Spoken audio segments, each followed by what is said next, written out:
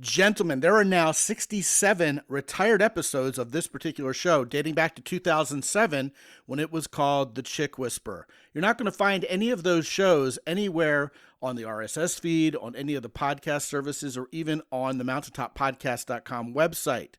All of them are retired. Great guests, great topics. Some of the OGs of men's dating advice all appear on those shows. Right now, you can get the entire collection of all 67 of those retired shows at mountaintoppodcast.com/retired. And best of all, you can pay what you want. If you've enjoyed this show for years and years, you're in for a special treat. All of those retired episodes you can get nowhere else are there for you, immediate access at mountaintoppodcast.com/retired.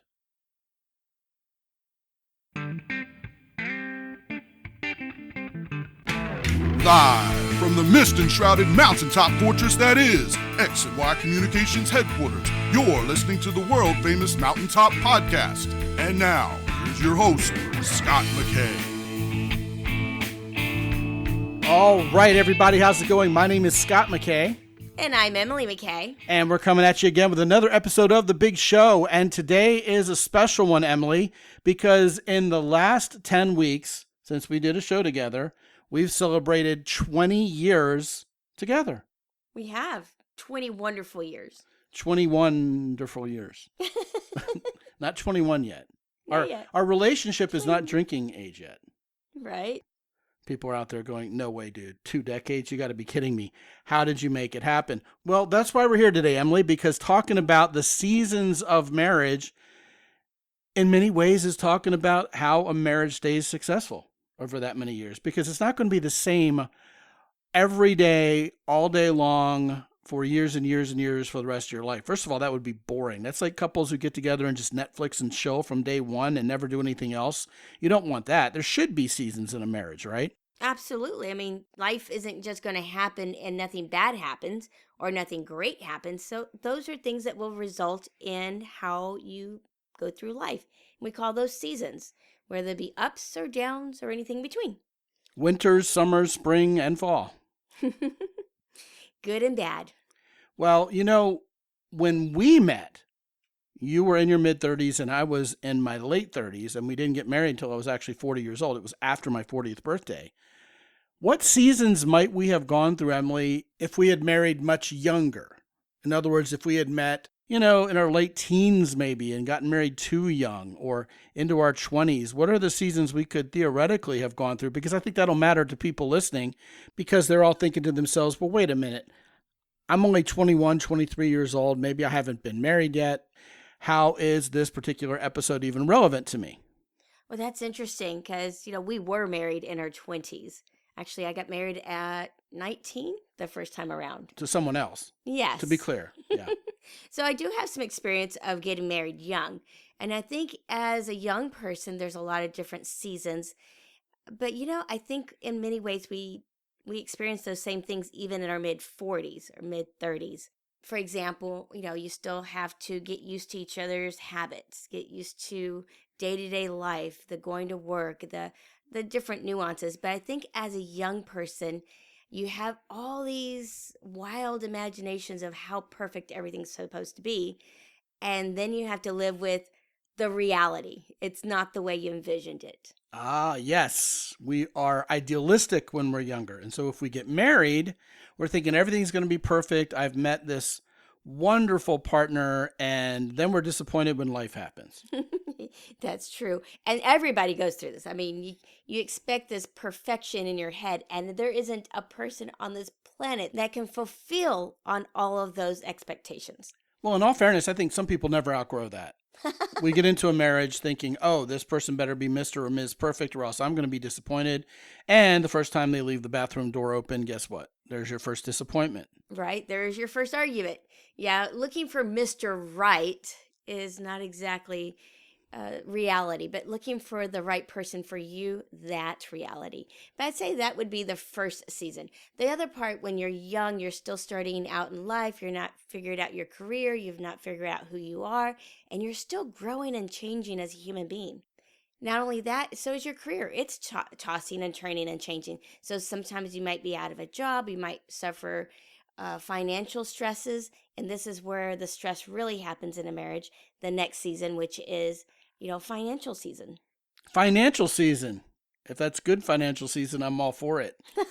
If it's the winter of our discontent as far as finances go, maybe not so much.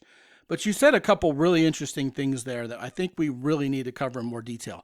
The first is, hey, you know what? If you find someone and you enter into a relationship very early in your life, relatively speaking, you still have growing to do as a human being. I mean, your cerebral cortex doesn't even fully mature till you're, 26?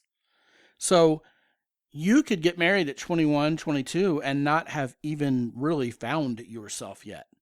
And that also includes your spouse. Your spouse hasn't found Right. themselves yet.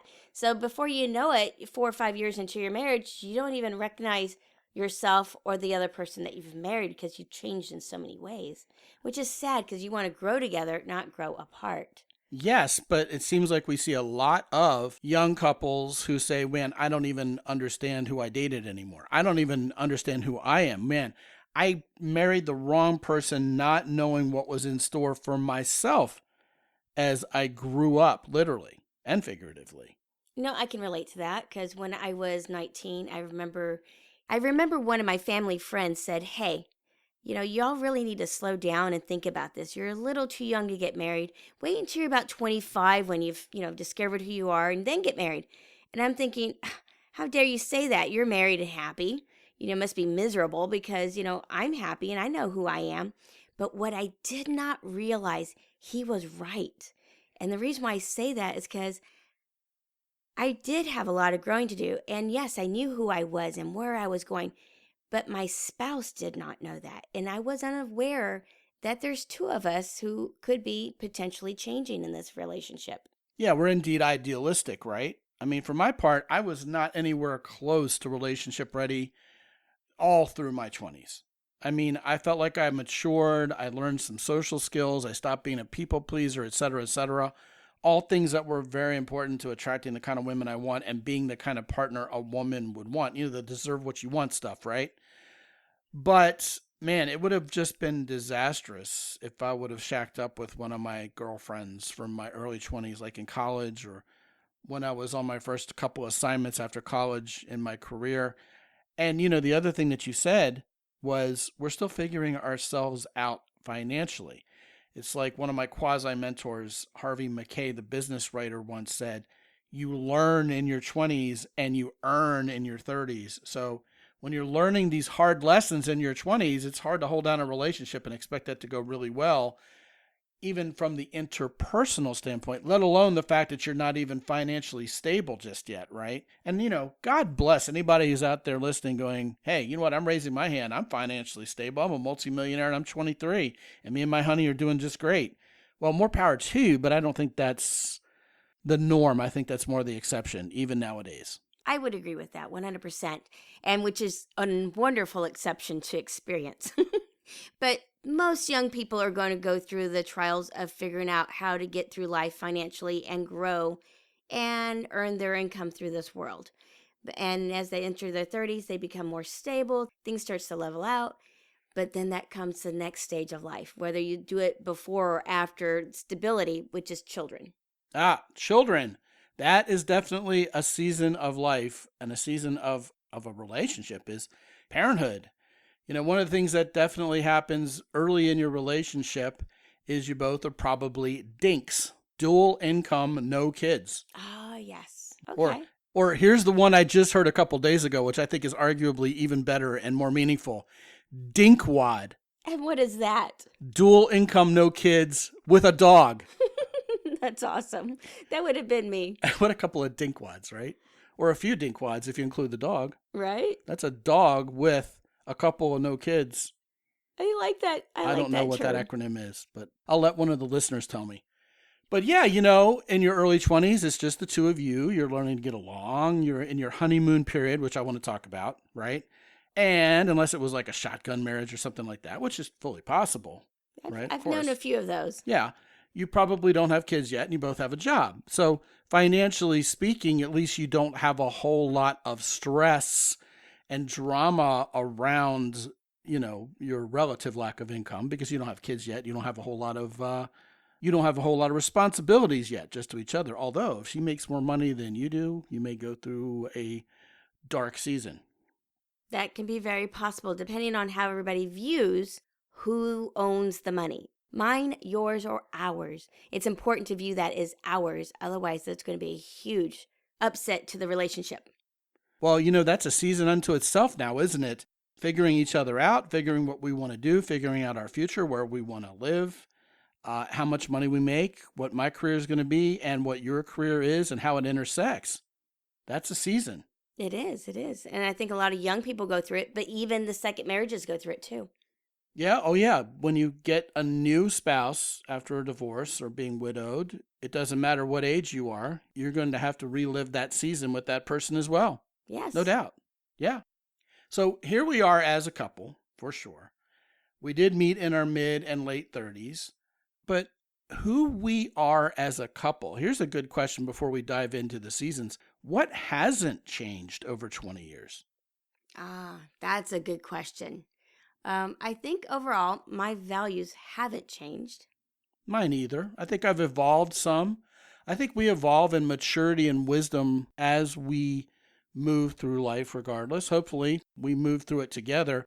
But I think having met in our 30s, it was more likely we wouldn't experience a radical change, like a complete change in our religion or something like that. Or even personality. I know in the 20s we did a lot of changing, but in our 30s, 5 years after we were married, you were still the same person. I was still the same person. I mean, we had minor changes, like I became more relaxed, more easygoing. I wasn't the really strict type A personality that expect everything to go my way and perfectly. I kind of relaxed from that. And I think that comes with age. You were more of a germaphobe then. A little bit or a lot? And you were more of a helicopter parent. You were afraid your kids would get hurt. Oh my stuff goodness. like that. Yes, so very much so. But you loosened me up there. You helped me with that. Well, yeah, that's the way it's supposed to work. When you meet someone and get into a relationship, you're supposed to be there for each other. You're supposed to bring something into the relationship that wasn't there before for that other person and, mutually. I think it makes it easier when you get older to accept that. Well, I also think that that's something that has not changed in 20 years for you and I. Both of us still bring something to this relationship. Another thing that hasn't changed is you and I are still looking at this relationship as a partnership and how can I make this other person's life better instead of how can I just take. We didn't start from a transactional standpoint of, okay, what am I getting out of this? What can I pry with a crowbar out of this other person to make my life better? I think we pretty much immediately at the beginning realized our life was going to be a fun journey together that we were both equal partners in. And I think we've been giving to each other and enjoying our life together since. And I don't think that's ever really changed. I know that's a great season to go through, but we still have gone through different seasons while we're in that 20 years. Well, one of them is the honeymoon phase. Now, a lot of times when people start feeling that 7-year itch, we did not. And people would say, you two are remarkable. You still hug and hang on each other and kiss all the time and laugh and look at each other in that way. We all wish we could find someone who looks at us like that. And, it'd been 7-8 years and we were thinking, man, the honeymoon phase never really stopped. Right? But I think that has a lot to do with we knew each other, we knew ourselves, and we knew what we were looking for. And I wasn't going to settle for anything less. And that's what I did. I knew the person I found. And that helped make that honeymoon last so much longer. Yeah, because we chose each other. We're not settling for each other. This relationship isn't something I have to do. It's something I get to be a part of. And I think that makes it so, well, I'm not going to say the honeymoon phase never ended. I'm going to completely throw a wrench in the machine and say I'm not sure it was ever about a honeymoon phase to begin with. I think we decided this was the right kind of relationship, who we were in this relationship, and it has grown and evolved without any more or less enthusiasm since. Right. So I think that helps. Us coming together wasn't an accident. It was a plan. It was a thought. So this is how we end up together. We didn't accidentally go, well, the next person that show up, that's who I'll get married and I'll make it work.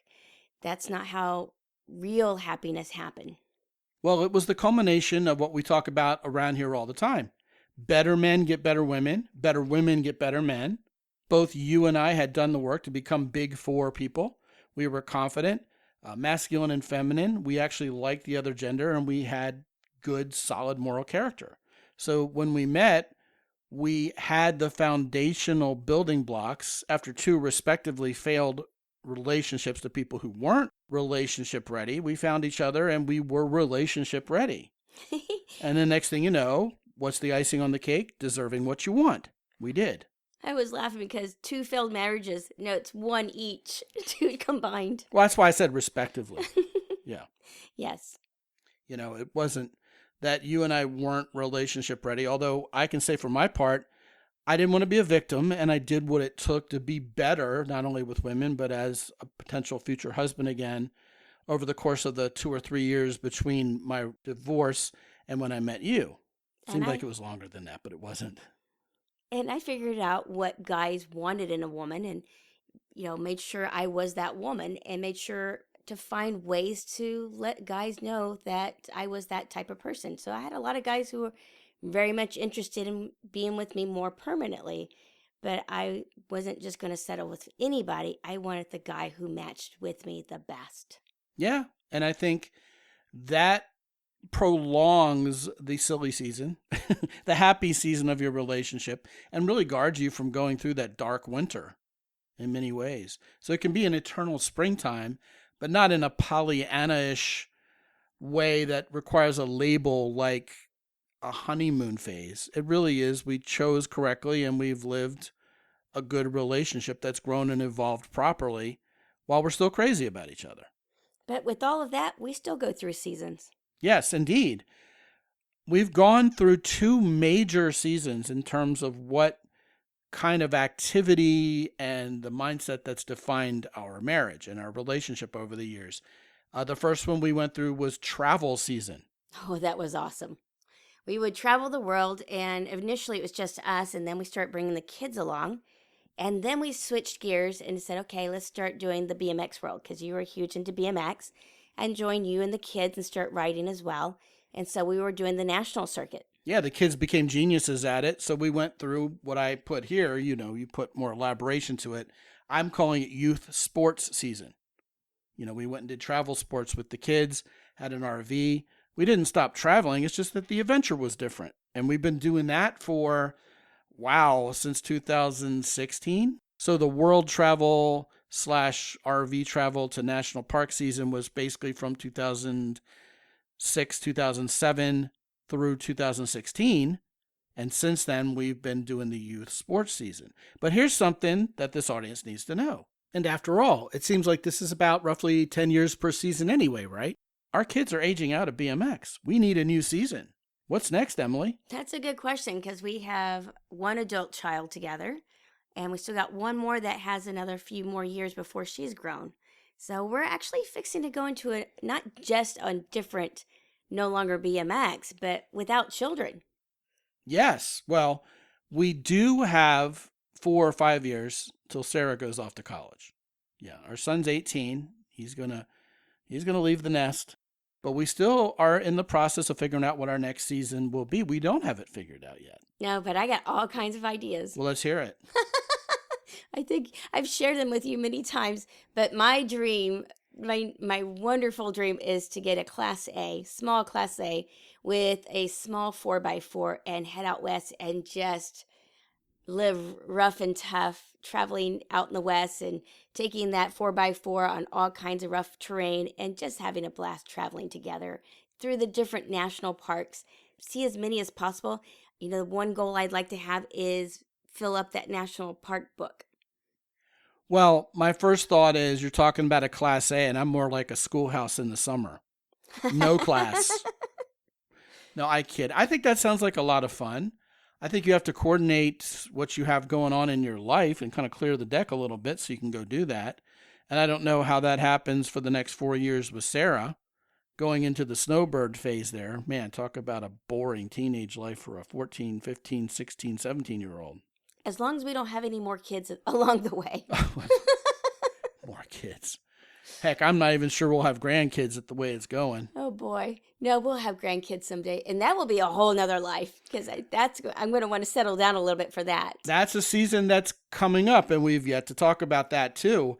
But as far as the next season, getting the RV and going around all over the country and becoming a snowbird would be a new season in life. But there would be a common thread there. It would still be about travel and adventure. That's true. I guess that's just our passion. Yeah. I mean, we just can't change that. Right, but you find a new adventure. You're an adventurous person. I'm an adventurous person. But, once we've worn out the adventure package that we've been pursuing for so many years, it's time for a different one. True. Like this one would be climbing rocks with a car. Climbing rocks with a car. The Jeep, the 4x4. You want to be one of those people. I do. You want to go out to like Moab and be a crawler. Yes. Wow, I had not heard you say that before. Oh, I thought you knew that. That's pretty intense. That would be so cool, don't you think? I do, and I know people who do it, and it's good grief. Expensive? Expensive. You have to have more money than God because everything breaks all the time. Yes. And it's not necessarily safe. Well, you remember I did have the Hummer, and I really wanted to take that off-roading and having fun, but as a single mom, I couldn't afford breaking anything, so I kind of treated it nicely. Yes, and any vehicle you treat to a steady diet of off-roading is going to kill the vehicle. Even if it's like a jacked up pickup truck that looks like it was born for this, most of those never see any dirt. They just look cool. Yeah. No. I want one that isn't just looking cool, but it does cool stuff. Yeah, so when you start actually going out and doing the 4x4 things, stuff breaks and you have to fix it. So yeah, I mean, that's the first time you've ever talked about that. I find that interesting too, but it's something we can talk about. That would be a huge conversation. Well, I think every couple should talk about the future and what they would do to make things different, say 5 years from now or in a different season, because that can be exciting to find out, hey, you just found out something you didn't know about me. Yeah, isn't that interesting? Why do we have our heads in the sand about what season comes next? I mean, we know firsthand, having talked to couples, they have their head in the sand about what season they're in, let alone what season they're going to be entering later. But, you mentioned the empty nester thing. We were still having kids at 40 and 45 years old, respectively, so we're not empty nesters yet, right? But what might that season look like? What happens when Sarah moves away and it's just you and I and the RV? I don't know. That's a good question. We haven't been there, but a lot of couples suffer during that time period. But I feel very confident because we have a very strong marriage. We didn't suffer the 7-year itch. We didn't suffer, I guess, was it the 11 or 12-year itch that people get sometimes? Yeah, But some people just must have a skin condition or something if they're getting that many itches. I think it's an every 7-year thing. This is what, 7 years, around 12, 13 years. That's close to 14, right? So we have another year to go. Right, something like that. Once our 21. relationship is old enough to drink, we'll have the problem. Right? I think once the children leave, that's where the problems happen. Where a lot of couples go wrong is their whole life is centered around the children. So when the kids are gone, now what? We've disconnected because everything we've done together is only about the kids. Where you and I, we haven't established a life that way together. I mean, we have the kids, but they bring extra to our relationship. They aren't the center focus of our relationship. It's really tragic how many couples wait for the kids to move out to get a divorce. And then they suffer in silence till the kids move out. That's sad because that's a lot of wasted years. There's actually a joke about that. Couple gets divorced after their 75th wedding anniversary. And the newsmen come to the door and go, 75 years together and only now you're getting a divorce? And they're doing a big news TV story on them with the lights. Why are you finally getting a divorce now? And the old man looks at his wife and scoffs and goes, well, we were waiting for the children to die. Oh, that's so awful. It's a little dark humor, isn't it? Yeah, very dark. But yeah, I mean, once you're an empty nester, it's a test to how good your relationship is. It's a test of the metal between the two of you. And how strong has that relationship been? Or has it been just a means of taking care of kids for so many years? Well, I think a lot of couples don't plan for the next season. The next season is always coming. Like you said. You get married, you got the honeymoon phase. So, well, I guess you have a honeymoon phase because you and I just seem to be in the same mode where we're always happy together. But you Well, go hold on for a through, second. This is important because yes, is that honeymoon phase the first act of shielding yourselves from the reality of what this marriage is rooted in? good question. I'm just hot for you. You're so cute. We're having fun. We're dinkwads. We have a cute little puppy. We're doing fun things, adventure this, adventure that, but we never connected. We never got to know each other. We may have settled for each other secretly, and we're already we're running cover for a relationship that already isn't healthy. So once that facade falls down, once the novelty wears off, you're already left with, well, now we got kids. Well, first of all, you may get divorced, right? 7-year itch stuff. Or you may be left with the realization, okay, now that we got kids, we're stuck here. We don't want to get a divorce for the sake of the kids. So you go into pouring your entire life into parenthood at the expense of your relationship. You don't bother to try to fix anything. You just peacefully coexist. And then when the kids are out of the nest, boom, you're left with the same problem you always had. Well, that's because you were roommates, not partners. That's right. That's That's just right. sad. But I think I have another theory for that honeymoon stage because I think a lot of people truly do connect. They get along great and they get married with high expectations and they meet with disappointment and then they stop talking.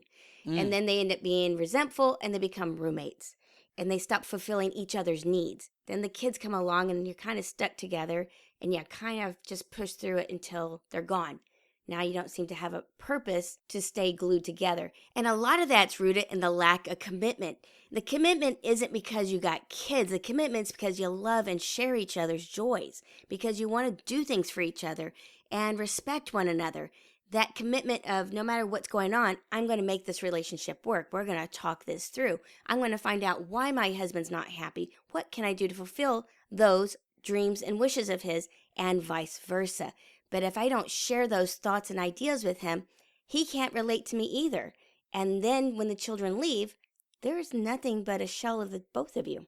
Well, I think that's an interesting take, and I think it's valid because it's not only about the veneer of novelty that wears off over time, it's that this couple, whoever they are, this theoretical couple we're talking about, never really connected. They never saw it as important. So once the novelty wears off, they don't even know how to connect. They perhaps don't even see the importance of connecting. I think that's an interesting take you brought up. Yeah.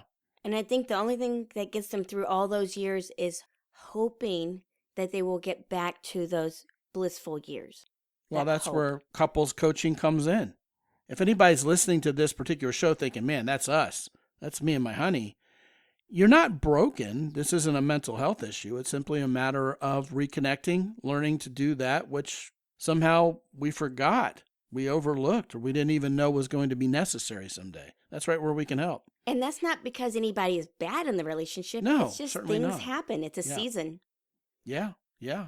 Well, I don't know if we're growing old together yet. I don't feel old yet. But when we I do, hope to never grow old. Although when we got married, you remember the vows I said? you want to have a 50-year anniversary together. I do. I hold you to it. I'm going to be an oldster. I'm going to be 90.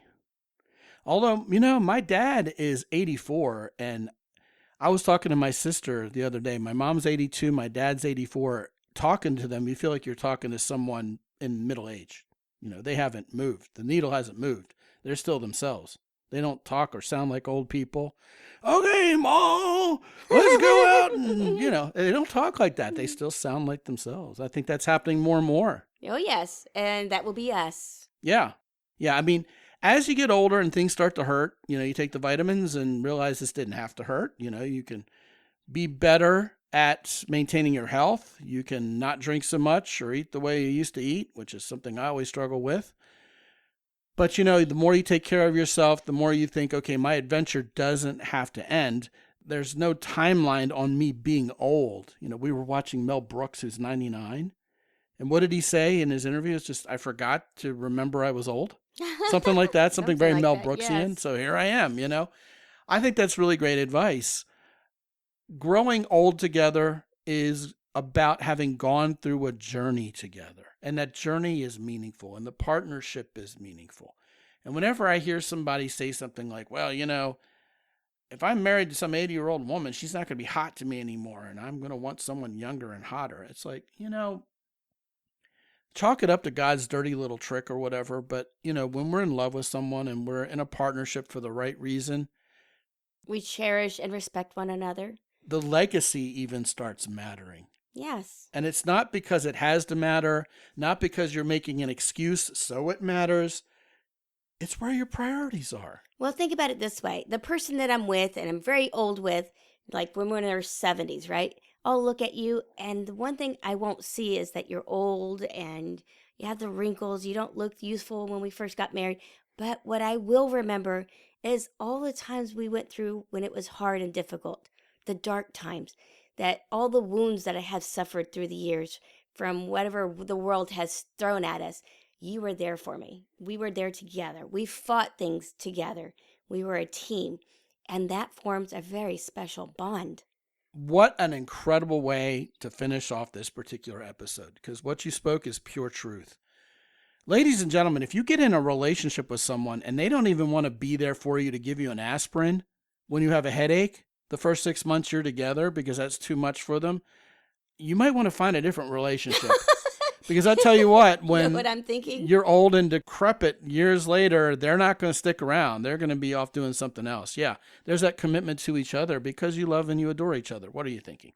What are you thinking? I'm thinking when you get to that age, you got a lot of serious ailments. Some of them not so pleasant to do for one another. Yeah, and you see older couples where one becomes the caretaker for the other during something really unfortunate like dementia or something like that. And it's painful and it's terrible. But there's no question over whether they're going to stick around or not. Because the commitment mattered. And I don't know. We haven't been there yet, so I don't know if I would want to be there or I have to be there. But all I know is I wouldn't leave. That's all I know, and I think that's all that's important. And I wouldn't either. We're here for each other. And we still are. And we'll be here for you once again in 10 weeks. With another episode of The Big Show where Emily and I host it together. But until then, we want to remind you, all you couples out there, if you're struggling with anything, if there's anything that resonates with you about what we've talked about today, and you need a course correction in your relationship, or if you're a man and you're meeting women and you're not sure how to start that relationship or even navigate it once you get there to a point where it's going to be future-proof and you're going to be built to last, you're who we invite to talk to us about getting some coaching so that, hey, you don't have to go through the mistakes both Emily and I did before we met each other, that you can have a relationship that lasts, a healthy one where you're there for each other for all the right reasons. And if you're listening to this on the X and Y on the Fly feed, you can go to scotandemily.com. That's all you have to do. Scott with one T. Scotandemily.com. Click that red button in the upper right-hand corner and talk to us. If you're on the Mountaintop Podcast feed, same thing. Go to mountaintoppodcast.com, however, and click the red button in the upper right-hand corner. This has been a fun conversation, but a deep one and a necessary one, huh, Emily? It is. It's been fun. It's one that we have not done yet. Yeah, after all these years, it took us 20 years of marriage to finally talk about the seasons of marriage. I'm so glad we did. It's a good one. Let's find out what we talk about another 20 years from now. Yeah, we'll have to do the 40-year show. Yeah. We may start sounding like Mr. and Mrs. Claus at that point. Well, Ma, it's been 40 years. I'm still farting dust. You'll go, Scott, you old poop. It'll be like on Golden Pond, right? Oh, man. Anyway, until the next time we talk to you, I'm Scott McKay. And I'm Emily McKay. Be good out there. And have fun.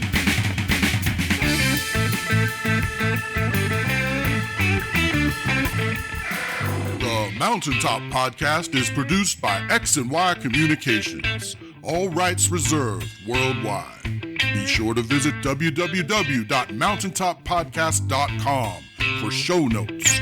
And while you're there, sign up for the free X and Y Communications newsletter for men. This is Ed Roy Odom speaking for the Mountaintop Podcast.